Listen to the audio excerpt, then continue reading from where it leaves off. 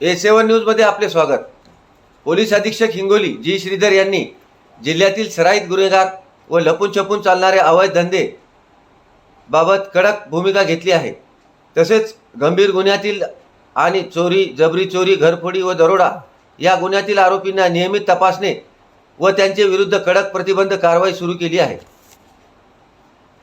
म्हणून गुन्हेगारांची तपासणी, अवैध धंदे विरुद्ध कारवाई, फरार व पाहिजे तसेच न्यायालयाचे वॉरंटमधील आरोपी शोध अशा व्यापक हेतूने पोलीस अधीक्षक जी श्रीधर यांचे मार्गदर्शनात 11 मे रोजी 23 पासून 12 मेचे सकाळी 5 वाजेपर्यंत संपूर्ण जिल्ह्यात सर्वच पोलीस स्टेशन अंतर्गत विशेष कोम्बिंग ऑपरेशन राबविण्यात आले होते।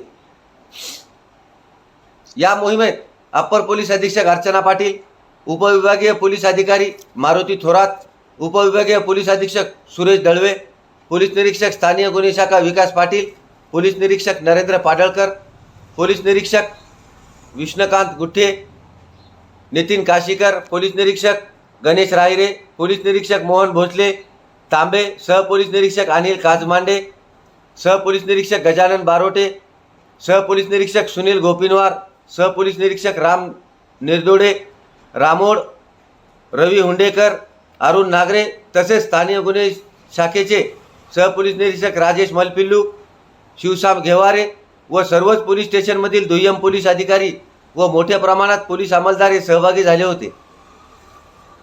सदर मोहिमेत जिल्ह्यातील एकूण 40 ठिकाणी जेथे रेकॉर्डवरील व सराईत गुन्हेगार आहेत अशा ठिकाणी पोलीस पथकाकडून गुन्हेगार तपासणी करण्यात आली। तसेच जिल्ह्यातील मोक्का, फरारी व तडीपार आदेश आलेले तसेच फरार व पाहिजे असलेल्या आरोपींची तपासणी करून सदर मोहिमेमध्ये न्यायालयाकडून वेळोवेळी समन्स निघूनही तारखेवर न्यायालयात हजर राहत नव्हते व त्यांचे बाबत न्यायालयाकडून अटक वॉरंट निघाले होते अशा इसमाविरुद्ध एकूण 10 अटक वॉरंट व 3 जमानती वॉरंटची बजावणी करण्यात आली। या कारवाईमध्ये अनेक आरोपींची पोलिसांनी केली धरपकड। अशा इसमाविरुद्ध एकूण 10 अटक वॉरंट व 3 जमानती वॉरंटची बजावणी करण्यात आली। जिल्ह्यात सर्वच पोलीस स्टेशन अंतर्गत महत्त्वाच्या ठिकाणी नाकाबंदी करण्यात येऊन वाहनांची कसून तपासणी करण्यात आली।